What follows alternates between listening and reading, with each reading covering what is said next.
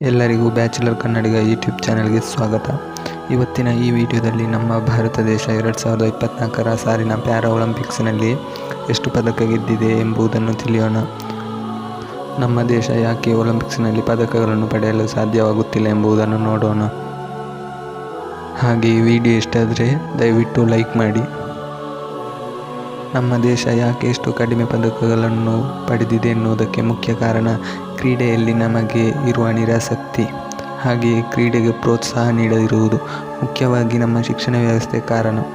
ಏಕೆಂದರೆ ನಾವು ನಮ್ಮ ದೇಶದ ಮಕ್ಕಳಿಗೆ ಕೇವಲ ಶಿಕ್ಷಣದ ಪ್ರಾಮುಖ್ಯತೆಯನ್ನು ಮಾತ್ರ ವಿವರಿಸುತ್ತೇವೆ. ಇದರಿಂದಾಗಿ ಕ್ರೀಡೆಯಲ್ಲಿ ಆಸಕ್ತಿ ಇರುವ ಅದೆಷ್ಟೋ ಮಕ್ಕಳ ಕನಸು ಭಗ್ನವಾಗಿದೆ.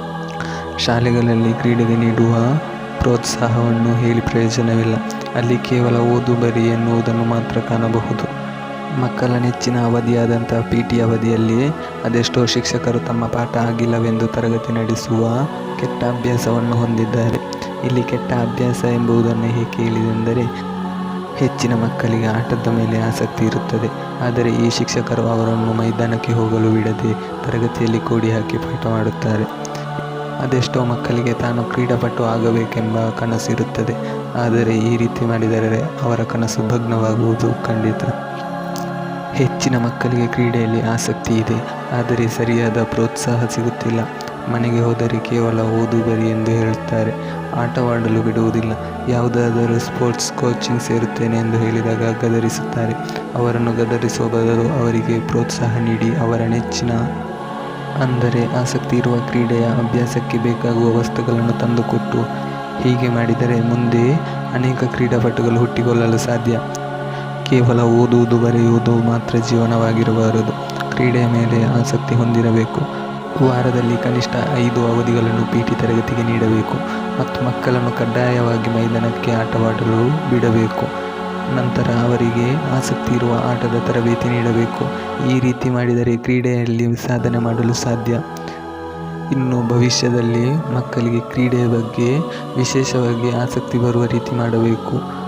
ಶಾಲೆಗಳಲ್ಲಿ ಶಿಕ್ಷಕರು, ಮನೆಯಲ್ಲಿ ಹೆತ್ತವರು ಅವರಿಗೆ ಸಂಪೂರ್ಣವಾಗಿ ಪ್ರೋತ್ಸಾಹವನ್ನು ನೀಡಬೇಕು. ಹಾಗೆಯೇ ಸರ್ಕಾರಗಳು ಇದರ ಬಗ್ಗೆ ವಿಶೇಷವಾಗಿ ಗಮನ ಹರಿಸಬೇಕು. ಅದನ್ನೆಲ್ಲ ಬಿಟ್ಟು ಒಲಿಂಪಿಕ್ಸ್ನಲ್ಲಿ ಪದಕಗಳಿಲ್ಲ ಎಂದ ಕೂಡಲೇ ಪದಕಗಳು ಬರುವುದಿಲ್ಲ. ನಾನು ಹೇಳಿರುವಂತಹ ಈ ಮಾತುಗಳು ನಿಮಗೆ ಸತ್ಯ ಎಂದು ಅನಿಸಿದರೆ ದಯವಿಟ್ಟು ಕಮೆಂಟ್ ಮಾಡಿ.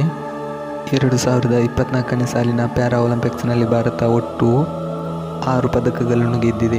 ಇದರಲ್ಲಿ 5 ಪದಕಗಳು ಕಂಚು ಪದಕಗಳಾಗಿದೆ. ಇನ್ನುಳಿದ 1 ಪದಕ ಬೆಳ್ಳಿ ಪದಕವಾಗಿದೆ. ನಮ್ಮ ದುರಾದೃಷ್ಟ ಎಂಬಂತೆ ಭಾರತ 2024ನೇ ಸಾಲಿನ ಪ್ಯಾರಾ ಒಲಿಂಪಿಕ್ಸ್ನಲ್ಲಿ ಒಂದೇ ಒಂದು ಚಿನ್ನದ ಪದಕವನ್ನು ಗೆದ್ದಿಲ್ಲ. ಮನು ಭಾಕರ್ ಅವರಿಗೆ ವುಮೆನ್ಸ್ 10 ಮೀಟರ್ ಏರ್ ಪಿಸ್ತೂಲ್ ಶೂಟಿಂಗಲ್ಲಿ ಕಂಚಿನ ಪದಕ ಸಿಕ್ಕಿದೆ. ಇದು ಭಾರತಕ್ಕೆ 2024ನೇ ಸಾಲಿನ ಪ್ಯಾರಾ ಒಲಿಂಪಿಕ್ಸ್ನಲ್ಲಿ ಸಿಕ್ಕಿದ ಮೊದಲ ಪದಕವಾಗಿದೆ. ನಂತರ ಸರಬ್ಜೋತ್ ಸಿಂಗ್ ಹಾಗೂ ಮನು ಭಾಕರ್ ಅವರಿಗೆ ಮಿಕ್ಸ್ಡ್ 10 ಮೀಟರ್ ಏರ್ ಪಿಸ್ತೂಲ್ ಶೂಟಿಂಗಲ್ಲಿ ಕಂಚಿನ ಪದಕ ಪಡೆದಿದ್ದಾರೆ. ಭಾರತದ ಪರವಾಗಿ 3ನೇ ಪದಕ ಪಡೆದವರು ಸ್ವಪ್ನಿಲ್ ಕುಸಾಲೆ ಅವರು ಶೂಟಿಂಗ್ನಲ್ಲಿ ಕಂಚು ಪದಕವನ್ನು ಪಡೆದಿದ್ದಾರೆ. ನಮ್ಮ ಹಾಕಿ ತಂಡವು ಕಂಚಿನ ಪದಕವನ್ನು ಪಡೆದಿದೆ. ಇದು ಭಾರತದ ಪರವಾಗಿ 4ನೇ ಪದಕವಾಗಿದೆ. ನೀರಜ್ ಚೋಪ್ರಾ ಅವರು ಜಾವಲಿನ್ ಎಸೆತದಲ್ಲಿ ಬೆಳ್ಳಿ ಪದಕವನ್ನು ಪಡೆದಿದ್ದಾರೆ. ಇದು ಭಾರತಕ್ಕೆ ಸಿಕ್ಕಿರುವ 5ನೇ ಪದಕವಾಗಿದೆ. ನಂತರ ಅಮನ್ ಸೆಹ್ರಾವತ್ ಅವರು 57 kg ವಿಭಾಗದ ಕುಸ್ತಿಯಲ್ಲಿ ಕಂಚಿನ ಪದಕವನ್ನು ಪಡೆದಿದ್ದಾರೆ.